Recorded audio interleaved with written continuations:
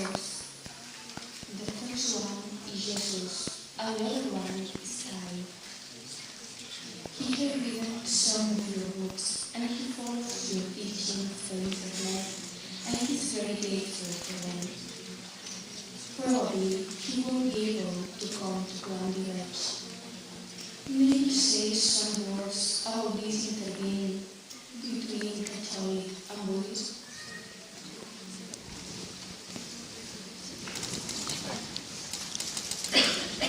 You read again, please. Dear Sangha, we have a friend who is a Catholic monk. When he was a child, he didn't have any spiritual life. But when he grew up, he had an experience of love and unity, and he became a monk. Now he has two spiritual sources. The first one is Jesus, and the other one is Hang. He has read some of your books, and he follows your teachings on the internet, and he is very grateful for them. Probably he won't be able to come to Plum Village, so could I say some words about the interbeing between Catholicism and Buddhism?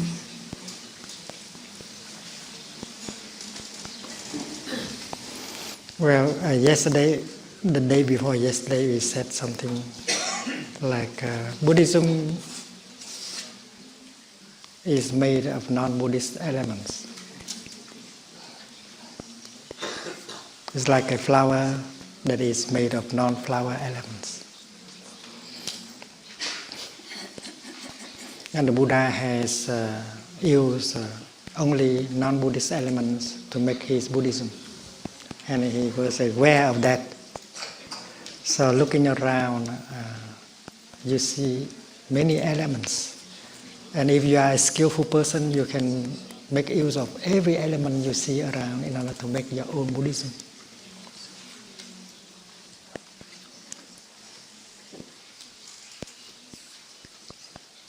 So the same thing must be true with Christianity. Christianity is made of non-Christianity elements. And the teaching of interbeing is available in Christianity also. The teaching of living happily in the present moment can be found in the teaching of Jesus Christ. And when you read the Bible, you read a statement like this one.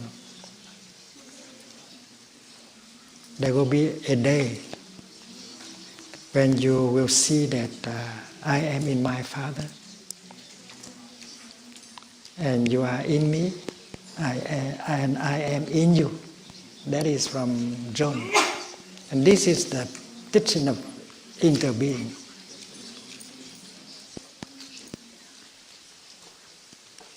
I am in the Father, and you are in me, and I am in you. We are inside of each other and not outside. And like in the Gospel according to Matthew, it is said that let us not worry about tomorrow. Tomorrow will take care of itself. So that is the teaching of living happily in the present moment. So there are many points that can be recognized, and there are many of us who practice according to the teaching of Jesus and the Buddha, and do not find any conflict. And that is very good for the cause of peace and unity and harmony in the world also. Yeah.